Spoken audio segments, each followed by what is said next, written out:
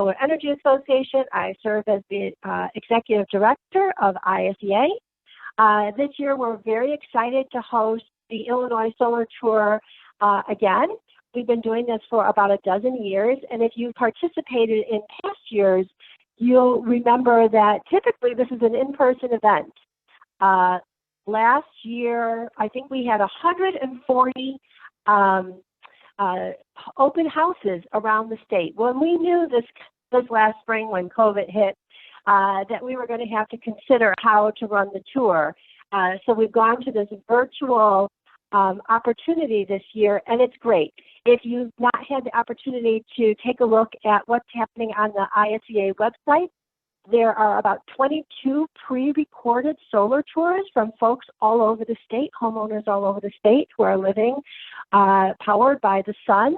So that's a great portfolio of tours that anybody can take a look at any time. And then today, you probably are aware that we're running 10 live Zoom solar tours. And so we're really excited. We've had great participation on the virtual tours. So this tour is being run by Scott Willenbrock. He is an ISEA Solar Ambassador out of Champaign, Illinois. And I know his property is energy positive, and I'll let him talk about that a little bit more. Like I said, we have, I think it's 13 participants and 2 hosts on the line. It's nice to be able to see people's faces. If you would like to, feel free to put your cameras on so we can see who you are. And if you'd like to go around quickly, I don't know how we're going to facilitate this, but if you'd like to introduce yourself and tell us where you're from, please feel free to do that now. We'd love to hear what part of the state you're from and maybe just a sentence about why you're participating with us today.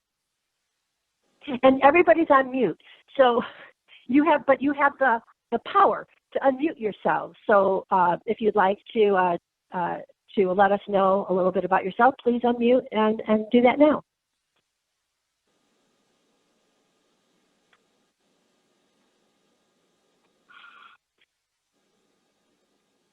About 6.8 kilowatt self-installed Stion panels on my roof, and I think it was in 2016. But I'm interested in batteries, and never did get the C-Rec because I didn't know about it until after I installed. And that's about it. Okay. Okay, yeah, I think Scott is going to definitely talk about his batteries today, and we're happy to answer any other questions that you might have. Anybody else feeling moved to introduce yourself? Hi, this is Chinai Wang. I'm a colleague with Scott for many years. And hi, Scott, thank you for hosting this virtual tour. And some of my students are joining your tour right now. Very nice, thank you. Who else? I think there's somebody else that was going to step up. Hi, I'm Ross Feach. I'm in Urbana. I have a mostly east-facing array that still manages to generate a rooftop array. Still manages to generate about between 60 and 70% of my energy on the year. I do not have batteries, and I'm interested in finding out about that. Very nice. Very good. Hi, my name is Yongwen Bian, and I'm a student of Professor Wang, and today I want to learn something about solar engineering system. Yeah. That's wonderful. Were you on a tour earlier today? I think you might have been on the tour that we had. Yes, I recognize you. Earlier. Welcome back. Mm-hmm.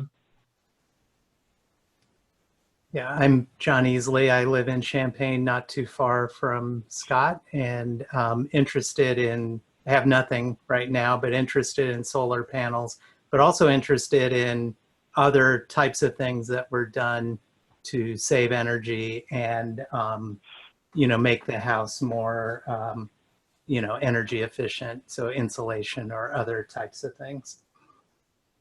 Awesome.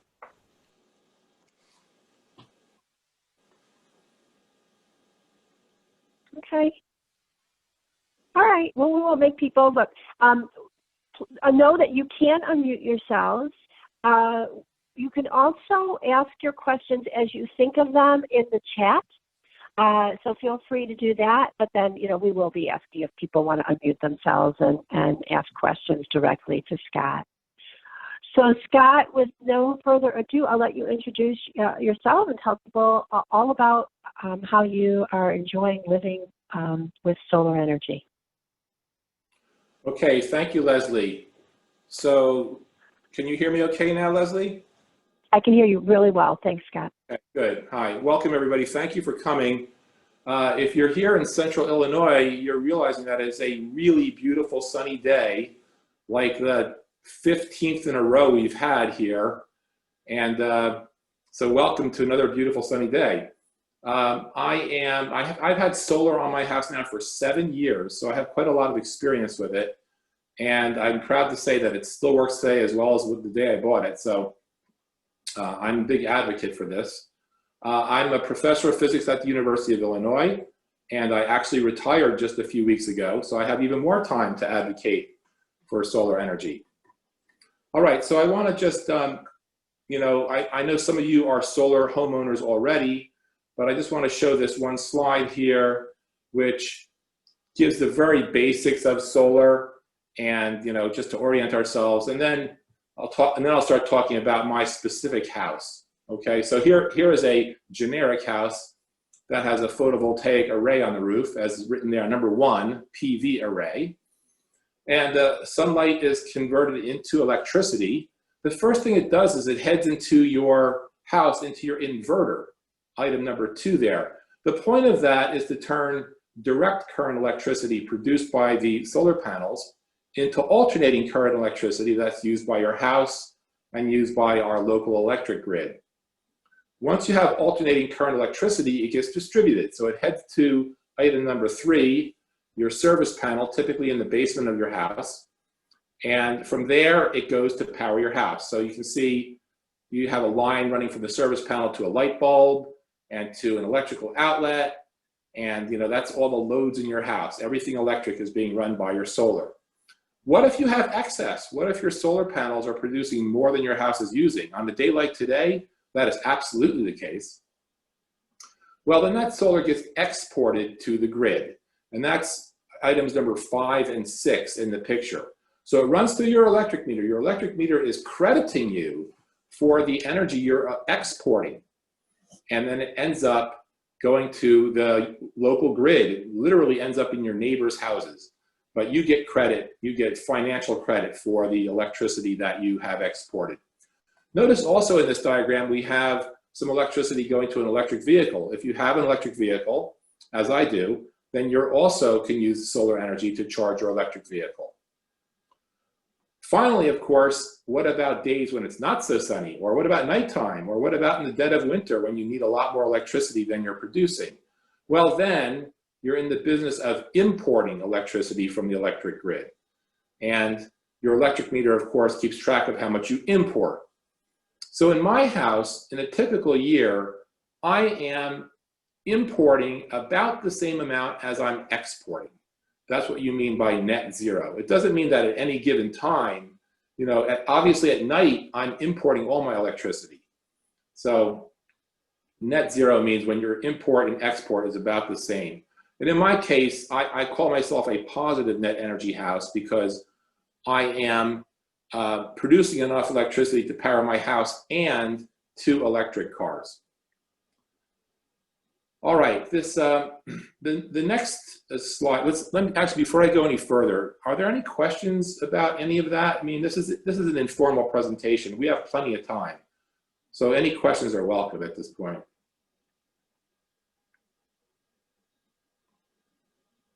You can unmute or you can type into the chat box, and Leslie, maybe you can alert me to that.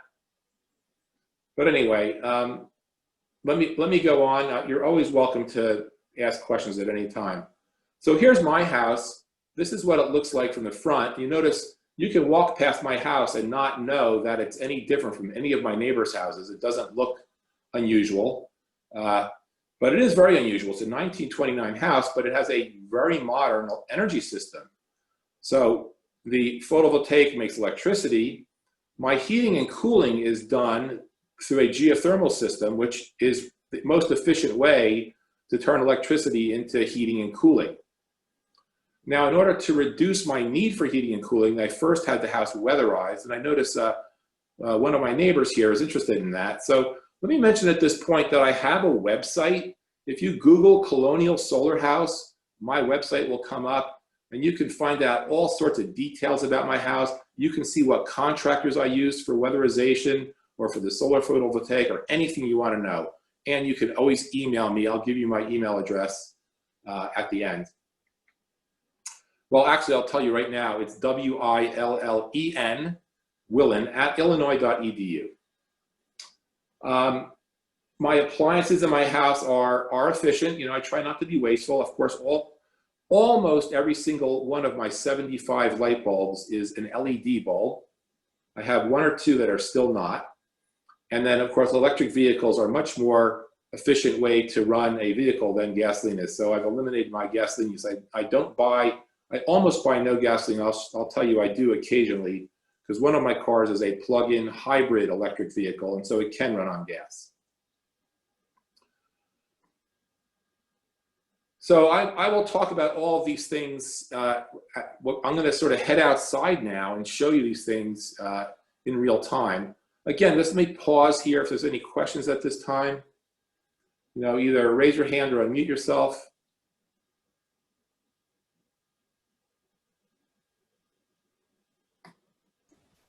Sorry, Scott, can you give that website again for your website? Oh yeah, so the website, just Google Colonial Solar House, and it will come right up.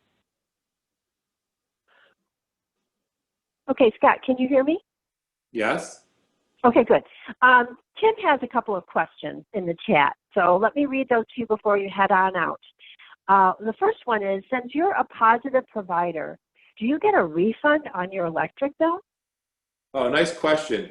So the answer is no. The way it works is, you know, every time I export electricity, I get credit for it. Every time I import electricity, I get billed for it. Over the course of the year, it more or less balances out. I actually have had years where I exported a little bit more than I imported. And so in principle, I should be getting compensation for my local utility, but that's not the way it works. If you have, at the end of the year, if you have unused credit, it just gets wiped away to zero. So, you know, but we're talking about small change here. I mean, it's not a huge amount of money.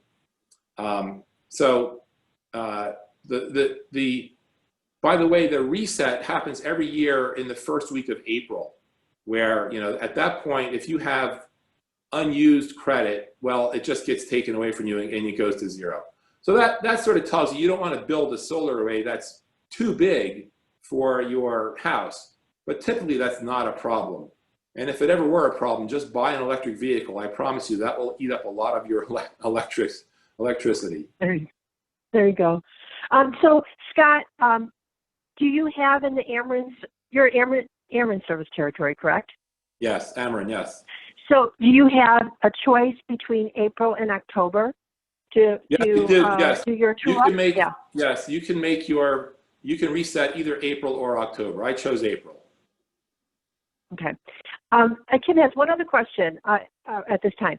If the regular power goes out, are you still able to use the solar energy panels?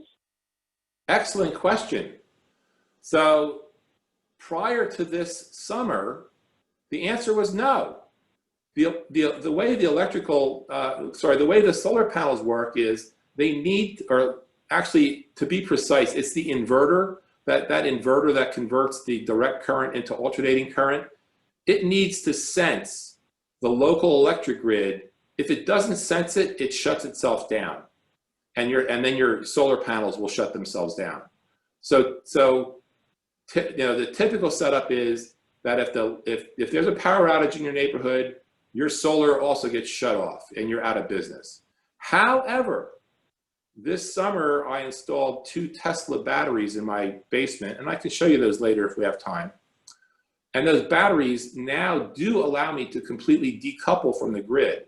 So now if there's a power outage, my house will in 1/100th of a second switch over to those batteries. In fact, I won't even know that there's a power outage. It will seamlessly switch over. And we've already tested this, so I know it works. We haven't actually had a power outage since July, but I'm sort of, I'm one of the few homeowners who just can't wait for the next power outage.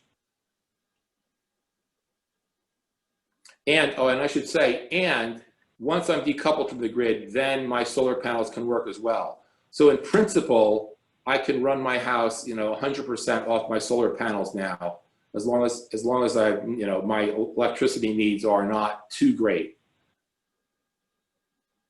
That's great.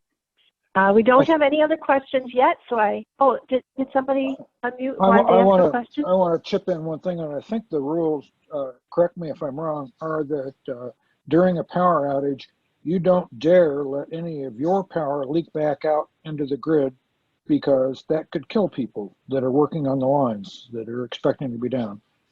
Am I right or wrong on that? You are right about that. The power company would not want you to be exporting any electricity. And so that's part of the reason why the inverter is set up that way, that if there's a power outage, it will shut itself off. That will protect you from exporting any electricity. So now that I have the batteries, basically in a power outage, I will just decouple from the grid. I will not even be able to export. That's fine, because I can provide my own electricity for my solar panels and for my batteries.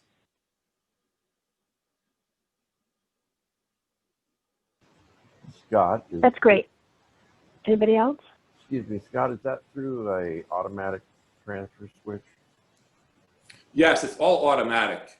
I mean, it's like I said, you don't have to do anything. I mean, I really mean it. The next power outage that we have, I will literally not know about it until I start noticing that all my neighbors' houses are dark, perhaps. But it's all done seamlessly, automatically.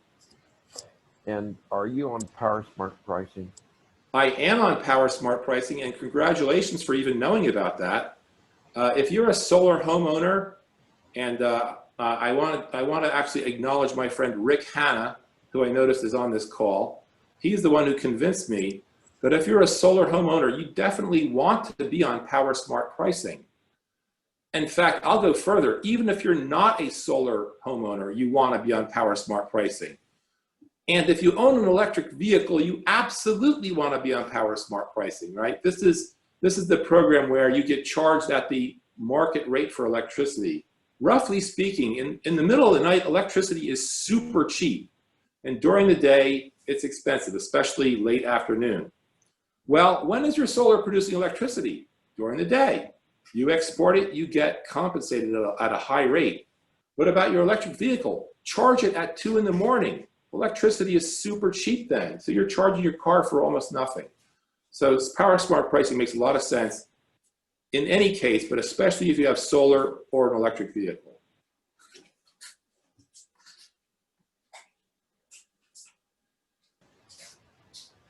I don't know if I can talk to you later about your Ameren bill, but I know my own. It seems as though I'm not compensated for when I'm producing electricity at a higher price and using it at a lower price. They just give me credit for how much I produce and take it off how much I use. Okay, that's fair. By the way, Good. if you want to email me, Hugh, if you want to email me, again, my email address is WILLEN Willen@illinois.edu. Okay, and I'm happy to correspond with you. Thank you.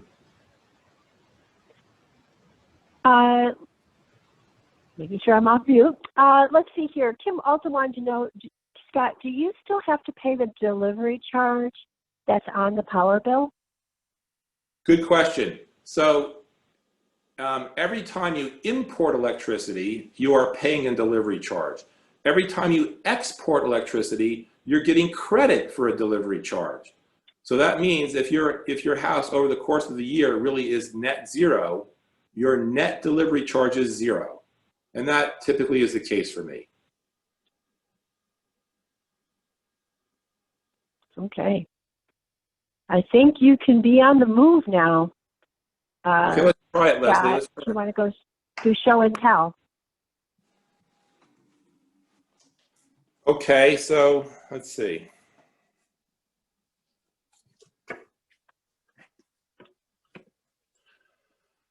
So Leslie, my screen is still showing the PowerPoint slides. Okay, let's see how I fix that. I thought I made this, okay, hold on a second here. I don't know, I'm walking outside now. My dog just ran through the screen. There she goes.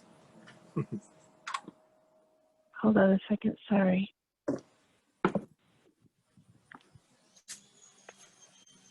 Okay.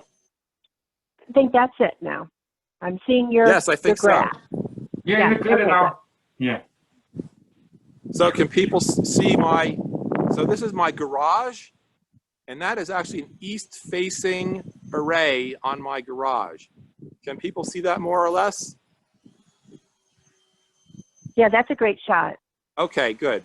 So, you know, that's, I noticed one of the homeowners today mentioned that their array is facing, I believe they said east also.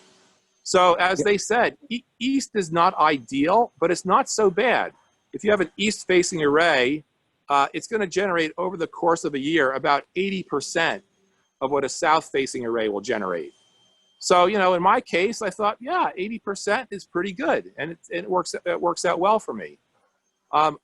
So my garage is where I started. This was actually a do-it-yourself job. These modules here are from a Taiwan company called AUO. They are no longer making these modules. And these are 255 watt modules. That's their peak power. But today you can get a module of that same size that produces over 300 watts. So when I bought these in 2013, these were kind of state of the art. But in the next 7 years, things got appreciably better. If I walk over here, you can see I have some sheds over here. And I've actually mounted some modules on a shed. They are almost flat. I have a slight tilt to them. Again, that's a do-it-yourself job. Even a theoretical physicist can do it. So let's see. So do we still have a good connection, Leslie? Yeah. Yep, we're solid. We're good. Okay, good, good. I'm going to show you the back of these modules because there's something to show there. Let's see if I can do that without blinding everybody. Let's see. Yeah, okay. Very clear. So on the back of these modules are little black boxes. You can see two of them there centered in the picture. Those are my so-called micro inverters.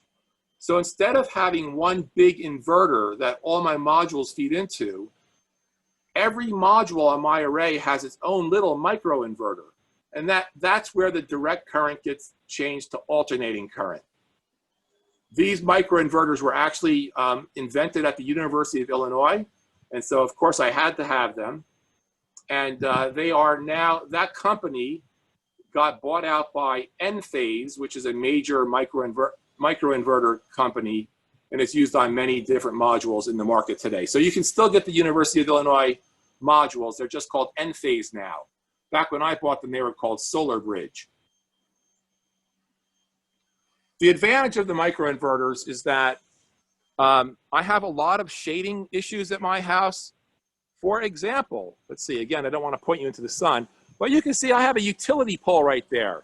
That utility pole and my neighbor's tree also occasionally shade my solar panels. And with microinverters, if one panel gets shaded, its neighbors are not affected at all.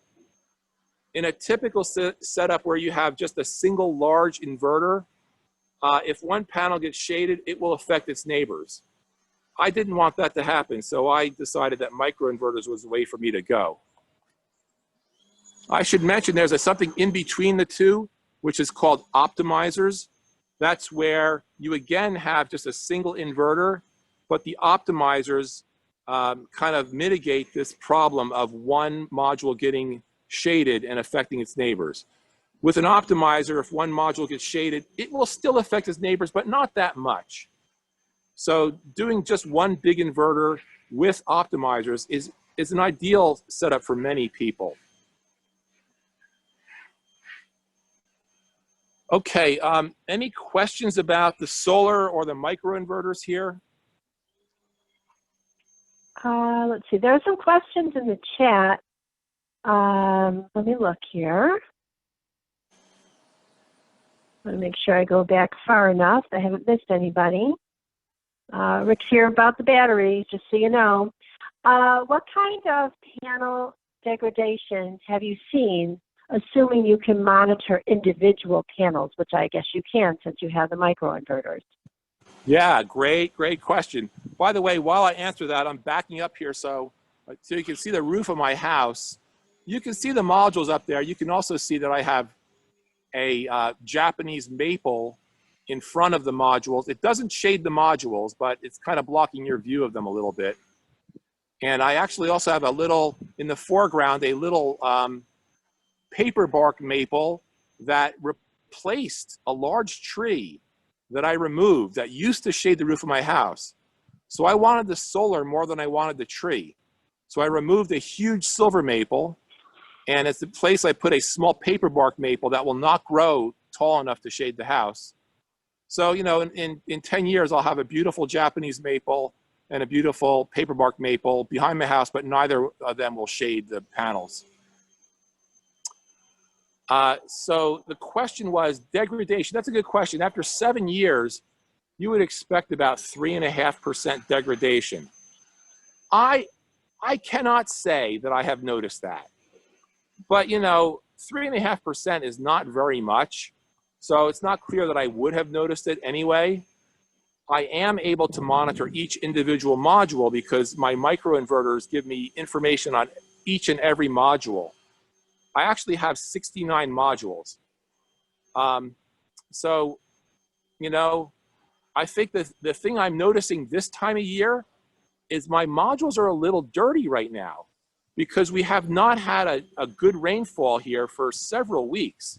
It's been actually very dry here. I'm actually looking forward to the next good rainfall because a good rainfall is all it takes to clean these puppies to absolutely beautiful black shiny color again. Awesome. Let's see here. A couple more questions if we could, Scott. What is the size of the house and your annual average annual energy consumption? Haha, okay. 2,500 square feet of living space. So I'm not including the basement, which is, the basement is not conditioned. Okay, annual. See, that's the problem with this.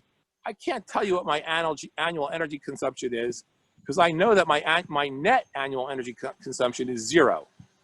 What would it be if I did not have the solar panels? Okay. That's a good question. That sounds like a follow-up. Yeah, I don't have that number. There. You know, that's not the first time I've been asked that question either. You'd think by now I'd be able to remember it. I just want to emphasize that my array with 69 modules, that's a 17.6 kilowatt array. So that's its peak potential. It never hits that, by the way, partly because not all the modules are directly facing south. You can see that the modules on the roof of my house are directly facing south, so those are ideal. But I have many east and west facing modules as well. And that 17.6 kilowatts is much bigger than a typical home array. A typical home array might be 7 or 8 kilowatts, and that would be enough to provide all your electricity. But I wanted to go further. I wanted the geothermal heating and cooling, which of course requires a significant amount of electricity. And I also wanted power for my electric cars. So that's why I decided to go big with the size of my array. But if you just do 7 or 8 kilowatts, you'll be really happy with that. That's plenty of power for most people's homes. Great. I think you kind of touched base on this next question. What about a west array versus south? Also, in the same question, can an optimizer monitor panel production just as a microinverter? An optimizer can monitor individual modules just like a microinverter. That's another nice thing about it. You can keep an eye on your panels, see if they're performing okay. And west is the same as east. Whether they're west or east facing, again, you're looking at 80% of the electricity production of a south facing panel. Okay, great. Scott, John was wondering, how do you think the panels would have handled the hailstorm that hit southern Champaign earlier this year? Nice question. Excellent question. They did not hit my house. That was a heck of a hailstorm. Many cars got dented. My neighbors have a house, and their house, they had to have their roof replaced and their siding on their house replaced, okay? Their next door neighbor has a big solar array on it. Nothing happened to it. That's impressive, right? So that was like the biggest hailstorm I had ever seen. I was not there when it was happening, but I went to his house immediately afterwards, and his backyard was just full of, looked like snow. It was just hail. So these, the tempered glass on these solar panels is really tough stuff. I mean, it can really take a beating. So, I'm not too worried about hail. Now, my panels are covered by my homeowner's insurance, and I actually asked them, how much of my homeowner's insurance is going to covering my solar panels. The answer is $120 a year. So from the insurance company's point of view, $120 a year is enough to cover the risk of my array getting destroyed. In other words, they don't consider it a very high risk. Yeah, that's comforting. Also, Scott, what do you think the forest fire particulates that are high in the atmosphere, do you think they've decreased your solar production? Have you had any thoughts about that? The forest fires from out west? Yeah. Oh, are they really affecting the solar insulation here in central Illinois? I had no idea. Well, I have not heard that, but we've had that question a couple of times today, people wondering about that. So I didn't know if you had seen any decrease in your production during this time.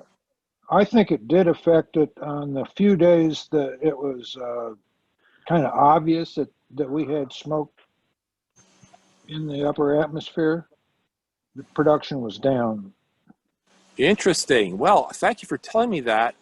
I made that comment earlier that my panels are a little dirty, because I have noticed that my peak production is not what I would expect it this time of year. It's a little bit down. And I just attributed to that my panels being a little dirty, but maybe that smoke is also affecting it. I don't know. That's great. It's interesting. I only saw that as noticeable on a handful of days, not very many. And I think the dirt on your panels is probably more of an influence than that high level smoke. Yeah. Okay, yeah. Can I keep going with questions, Scott? Yes, I love the questions. These are okay. questions really good. What would being on power smart pricing increase the value of the photons for a west array due to time of day more so than an east array? Yes, you're correct about that. That is absolutely true, and that's whoever made attention. Yes, because the electricity prices peak at around 5 p.m. in the afternoon. At least in the summer they do, and on a really hot summer day they can really go high at that time. So your west-facing panels at that time are golden, right? They're probably at their maximum production. And now I'm moving to another part of I'm actually walking into my neighbor's yard. They're probably thinking I'm a nutcase. So you can see I have some west-facing panels that I have centered right now in the camera. And then here's my garage, also over here with west-facing panels.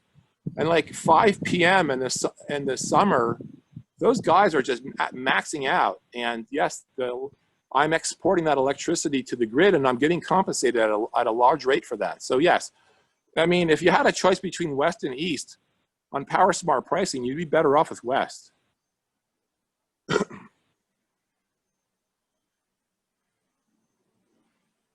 Make sure I unmute. Let's see here. John had a question, and everybody, thank you for your answers, by the way. John was wondering what will happen when you have to replace your roof? Yeah, good question. Yeah. So my roof was replaced in 2005. The modules went on in 2013. So, you know, I'm looking at those modules as a 25-year thing. And that's probably right around the time that roof will need to be replaced. So let's see, the modules are now 7 years old, so 25 years. I've got 18 more years to go. And I think it's going to be a good question. Who lives longer, me or the modules? So yeah, I'm imagining that in 18 years, the whole thing will come off. The array will come off, the roofing will get replaced, and probably a whole new set of modules will get put on at that time. And, you know, in 18 years, you know, well, who knows what the technology will be then, right? Exactly.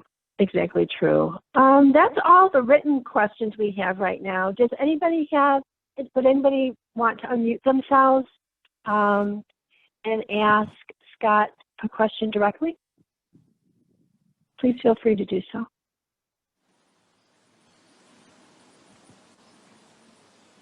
This is Cindy with Kim, and I just was curious, if you do need to replace your roof and you don't have solar panels, is there a way to do that is that smart to do at the same time? Well, if you don't need to replace your roof, then I would just, you know, make the following calculation. Those modules are going to go up there for 25 years. So is your roof in a good enough shape to last another 25 years? Yeah, and we've had damage, so we're going to have to get a new roof. So that's why we're thinking about, would we want to go ahead and take the plunge and buy solar panels also? Oh, so you're going to put a new, well, I mean, when you put a new roof on, that's the perfect time to put the solar on, right? I mean, that's, yeah, for sure. Let me mention, by the way, that once the solar's on, it will protect your roof like nothing else can, because the biggest enemy of your shingles is sunlight. In particular, the ultraviolet rays from the sun just are the thing that degrade your shingles more than anything else. So actually, the shingles underneath the modules are not going to age that much. Of course, you know, there are shingles that are not underneath modules, right? And then those are going to age just like any other shingles. So eventually, every roof, you know, needs to be replaced. But the shingles under the modules are going to be actually in pretty good shape. Thank you. Scott, have you ever tried to wash your panels down? I have never washed my panels, you know, because every once in a while I think, should I wash my panels? Maybe I should. And then we'll get like just one of these gully washer rainstorms. And you go out afterwards and you look at your panels and you say, could I clean them any better than that? And I think the answer is no. I mean, I could be wrong, but you know, maybe it would be worth trying sometime. I'm wondering if any of you have had experience, cleaning your panels and finding that was successful. I've done it before, and I've noticed a marked increase, but my roof is not as steep as yours. Oh yeah, I have a nice 30-degree tilt. That's a good tilt. Lower inclination. I mean, I think typically 10 or 15 degrees is enough, but flat is not so great. Yeah, because the dirt will build up on them. One's about 13. And Okay. They're they have a like a flat finish. Well, the top of my modules, of course, is tempered glass. So in principle, it should just be glass. Here, actually, we can look at this module here. Here's a very close one. I don't know if you can see it, but it's a little dirty. I mean, I can see dirt on there. Yeah, I'm praying for a good rainstorm. I'm sure I'll get it eventually. I suspect if I lived in Arizona, I suspect people who live out in the Southwest, I would guess they probably do wash their modules because they just don't get very much rain there. And Scott, while we're focusing on the modules there, what about snow avalanches in the winter coming off of your roof? Is the snow just sliding off? It slides off. It doesn't, Leslie. It doesn't avalanche off. It just slows off. It slides off gradually. Mm-hmm. In fact, you get some pretty neat patterns coming off. As it slides off, it kind of hangs there and curls up and makes this sort of ice sheets, or not, I should say ice, snow sheets. So no, I have not had any avalanches per se. They just slides off very gradually. Got it. Folks are wondering about the benefits of the Tesla batteries other than protection during a power outage. And I think you were going to take us to see those. Yeah, let's do that. Us to see those? Yeah. Let's do that. Scott, it's about 2:45, just to let you know. Okay, so, right, so we have 15 minutes. Okay, so actually I'll show you this is my electrical panel on the back of my house. It looks pretty impressive. That's because it's a 400 amp service. And I installed a 400 amp service, but I was young and foolish then. It turned out to be totally unnecessary. Even for an array of my size, a 200 amp service is sufficient. Most homes have a 200 amp service. In fact, my house did have a 200 amp service. I upgraded to 400 amp service because I listened to somebody who didn't know what they were talking about. And I wasn't smart enough to realize that they didn't know what they were talking about. So yeah, you don't need to do that. Of course, and then from here it goes into my basement. The power goes into my basement, and I'll show you my basement in a second. Let's just say hi to my Chevy Volt here, which is a plug-in hybrid. It's being charged right now, as you can see. And it does use gasoline for trips longer than 40 miles. But this car almost never leaves Urbana-Champaign. So, one tank of gas usually is enough for it for the whole year. And then its friend back here, my Tesla Model X. This is our long distance car, has a range of 260 miles. I've had it for 4 years now. And yeah, I mean, I can't tell you what a great car this is. I mean, just the ride and the acceleration and the auto steering, which I use all the time on the highway. It's great. I mean, Teslas, whether it's the Model X or the Model 3 or the Model Y, which came out recently, I can't say enough good things about them. I'm very, very happy with it. So let's head into the basement and see what we got down here.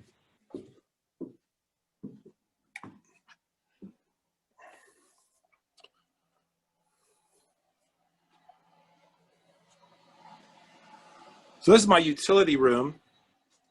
Are we still connected, Leslie?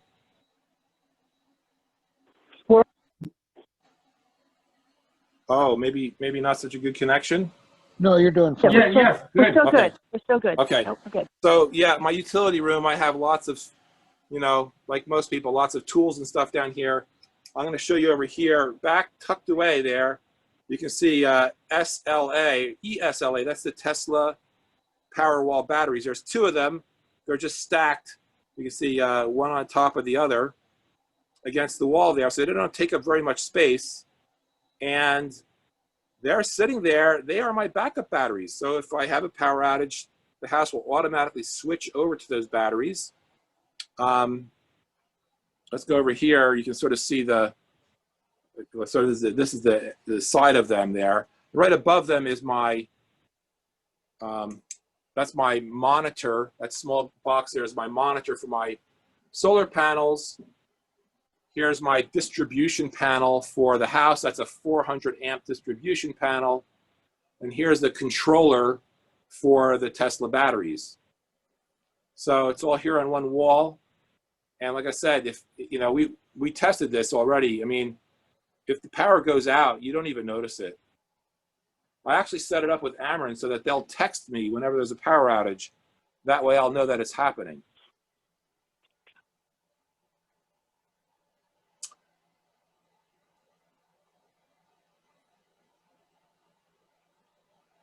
Any questions about the battery or anything else down here? Scott, did you have that professionally installed? Yeah, so the batteries were installed. Yes, absolutely. The batteries were installed by a company called Solar Energy Solutions. In fact, look at that. They were kind enough to leave their contact information right there. There we go. Yep. Now, they're based out of Kentucky, but they were quite happy to come to this part of the country to do the work. I mean, actually, Lexington, Kentucky, and where they have an office in Louisville, right? So Louisville's not that far away. So they were happy to come here. They were super, I mean, very professional. I had no trouble working with them, getting the proposal, and they came and installed everything in 2 days. So yeah, I can speak very highly of them. They've done, I think they told me I was like their 40th job they'd done. So that's good, right? They were very experienced and they did a super job. One thing that I thought was kind of cool was that the batteries report information to a Tesla app. It's the same app that my cars report information to. So I have my Tesla app. I can get data on both my cars and my battery, which I think is kind of a neat aspect of this.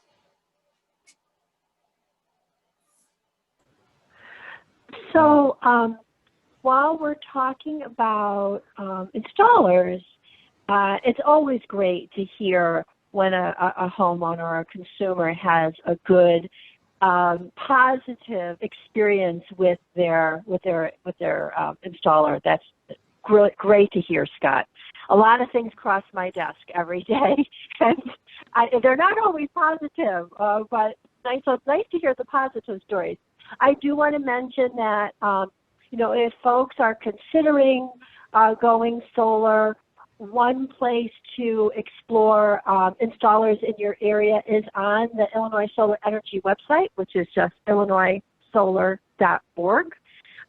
For a nonprofit, and at the top of the homepage, there's a Find a Professional tab, and you can search in distance from your particular location. And of course, those folks are all ISEA business members. I don't know this particular company, but Scott's had a good experience, so that's good.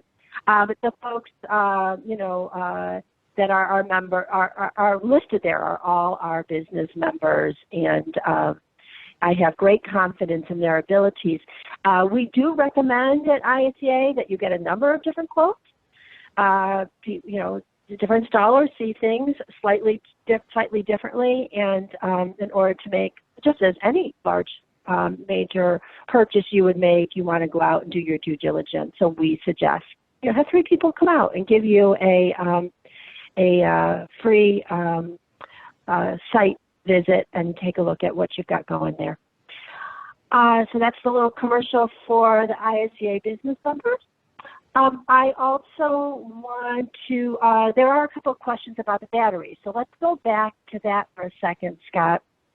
Okay, Leslie, let me also interrupt and just mention, yeah. I mean, I would feel bad not to say that my solar was installed, although I did the garage myself, the house was done by New Prairie Construction.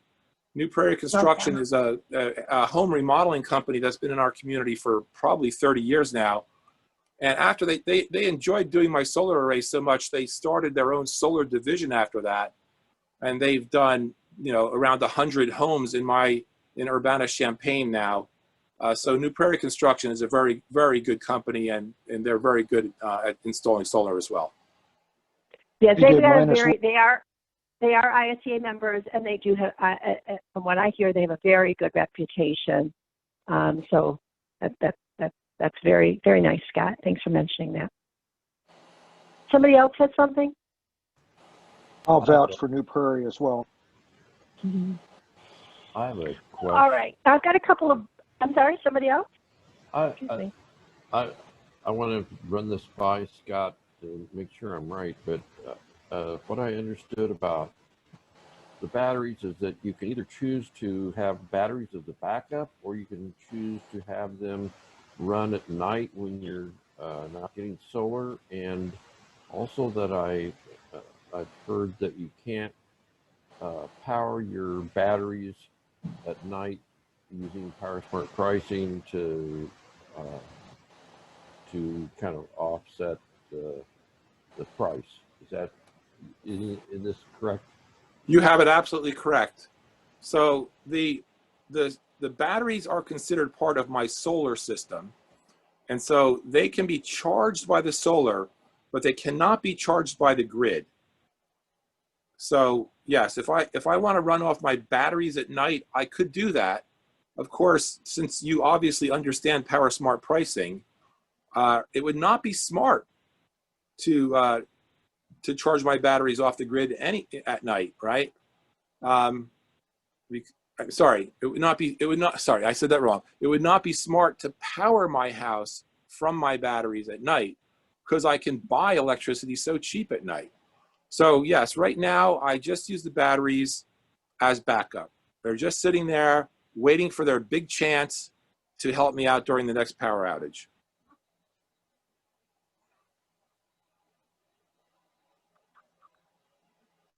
Great. I think you've answered a lot of these questions about the batteries, Scott. That was a really succinct answer. Let me just make sure.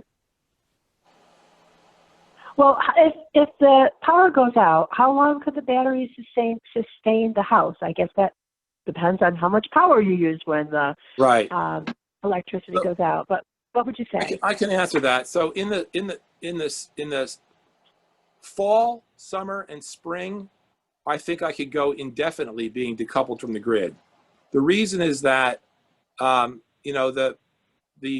solar will work with the battery, so I can recharge the batteries during the day, and then I can use the batteries at night. And my heating and cooling needs in the fall, spring, and summer are not that great. They're pretty modest, and so no problem. I mean, those seasons I can just decouple from the grid indefinitely. Winter's another story. In the winter, of course, there's not that much sunlight. The days are short. Sometimes it's cloudy. Maybe you have some snow on your panels, that kind of thing. And my geothermal system, which I will show over here, that's that box there. Can I turn it vertically? Yeah. That's my geothermal heat pump. That guy uses quite a lot of electricity in the winter for heating the house. So the worst case scenario is a power outage in the winter. And of course, they do happen in the winter. What I will do in that case is I will set my thermostat way back. I will probably set my thermostat to 55 degrees Fahrenheit just to keep enough heat in the house to survive. And maybe I can last for 2 days like that, depending on how cold it is outside, etc. But yeah, the batteries are gonna have a lot of load on them in the winter, especially due to this to the heating from the geothermal system. So I would guess in the winter I might be able to go a day or two on the batteries, but I doubt I can go longer than that. That's great. That's exciting. So anybody else have any questions that they want to ask Scott? There's nothing else in the chat. I think I've hit all those. Feel free to either put it in the chat box. I know we had some folks join late, so you might have a question or two. We are recording this, as we are the other 9 Zoom solar tours today. They'll be on the ISEA website sometime next week. And I will also mention on the ISEA website under the Solar Tour tab at the top of the page, there are 22, I believe it's 22 now, pre-recorded solar tours.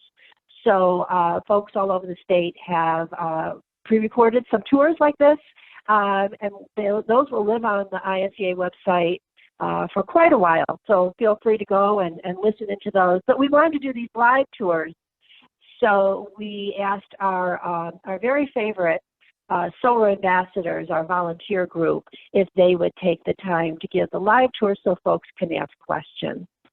So I hope you found this valuable. I know I have found this very valuable. I think there's another question. Oh, how big is the battery, Scott? What is the size of the batteries? Each battery is 13.5 kilowatt hours, so a total 27 kilowatt hours. Just to put that in perspective, that Tesla Model X you saw out front there, or on the side of the house, that has a 90 kilowatt hour battery. So, you know, if someday in the future Tesla makes it possible that you can use your car battery as your home backup battery, that would be ideal.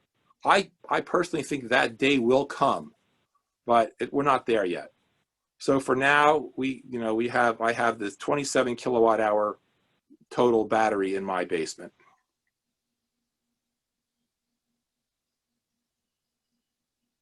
Do you remember how much the battery installation cost you? The batteries and the installation? Yeah, I can answer that question. So the whole thing, everything included, was somewhere between $23,000 and $24,000. I don't remember exactly the number. So that's a lot of money. I hope you appreciate that. Of course, I'm going to get a 26% of that back from my tax return, because there's a 26% federal investment tax credit. So my out-of-pocket cost is going to be around $17,000. And if you're wondering, how could you justify doing that, Scott? Well, I told you earlier that I retired this year, so this was my retirement present to myself. Very nice. That's very good. Anybody have any, this is a fascinating presentation. Does anybody have anything else that they're wondering about with Scott's installations? You feel free to ask questions about geothermal too. We love all the renewable energy technologies here at ISEA. While I'm down here, let me show you some other house things. You see that green foam there? That's the insulation that was blown in. The company that did that was Capital Weatherization out of Springfield, Illinois. That insulation, that foam, it insulates my what's called the rim joist that the house sits on, and that rim joist is typically very leaky and not very thick, and so it's not good from an insulation point of view. But this foam that they blow on it, so-called closed cell foam, that has a very high insulating value. That what you're looking at there was the original coal chute for this house. So this house was originally heated by coal, and coal was shoveled in through that. I think it's pretty cool that right below that now is the Tesla battery controller. So that's just like the old technology and the new technology.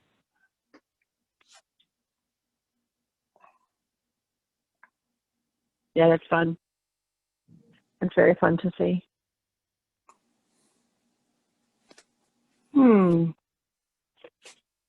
We've got quite the impressive setup, Scott, and I know that it's been a work in progress for you for, what did you say, about 7 years? Do I have that correct? I started 7 years ago, and really for the last, I don't know, I mean, it's the kind of thing that once it's done, it's done. There's a lot of and I was enjoying doing this so much back in 2013 and 2014. But after a while, you realize, like, once you switch all your light bulbs out for LED bulbs, you're done, because those LEDs are going to last forever. I mean, they will last for 25 years or something like that. So kind of like once you've done it, it's over. You're done with it. You can do something else now. Make time for fun, I think. I do want to mention that folks are considering solar for their homes or perhaps their small businesses. we do have an incentive program currently running in the state. It's called the Adjustable Block Program. That's its official name. But the Illinois Power Agency, which is in charge of that, facilitating that program, has a website called Illinois Shines. And so you can go on there as a consumer. That's a consumer-facing website. You go on there as a consumer and read all about how the incentive program here in Illinois works. And you can also find that if you go to the ISA website. We do link to the Illinois Shines page also. Hey, Scott, there's one other question. Somebody's wondering, what would you do differently? If you were starting all over again, was there anything that you had wished you had done a little differently? Yes, that's a great question. I think for me, the one thing I would have done differently was the mounting system for the solar on the rooftop. So the mounting system I have up there has all these horizontal rails. And so the horizontal rails are mounted onto the roof of the house, and then the solar panels are attached to those rails. These days, the rails are unnecessary. These days, you can attach the panels to the roof of your house just with feet. It's much simpler, much cleaner.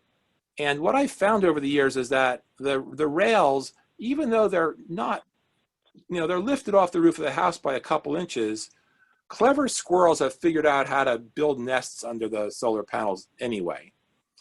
And, the squirrels are not really bothering me, but I sometimes wonder, like, what happens when squirrels develop a taste for insulated wire and they start chewing on it?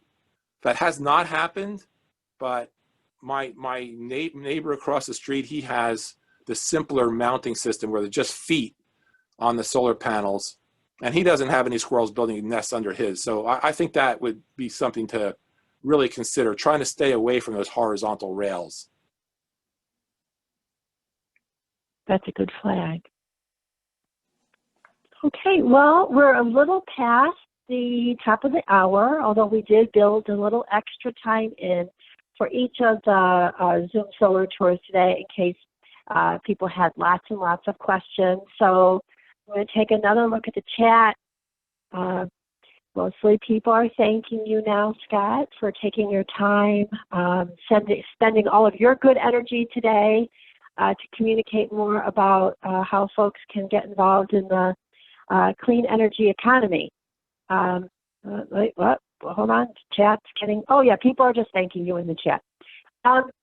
Last call, you guys. Does anybody want to unmute and ask Scott anything?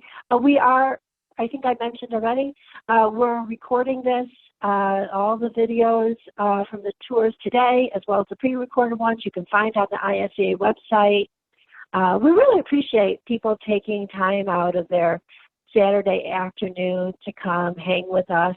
I recognize some of your names, knowing that you've been either working or hanging out with solar for a number of years, and I hope that everybody enjoyed as much as I did Scott's presentation. It's a wonderful example of what a consumer can do to ensure that both the economic as well as the environmental benefits of clean energy here in Illinois. Okay, thank you, everybody. I love that people had such great questions. Please visit my webpage, Colonial Solar House, just Google it, or email me at Willen, W-I-L-L-E-N, @illinois.edu. Since I'm retired, I have all the time on my hands to answer your questions, okay? Life is good. Thanks so much for your time, Scott. Take care, everybody. Thank you. Thanks.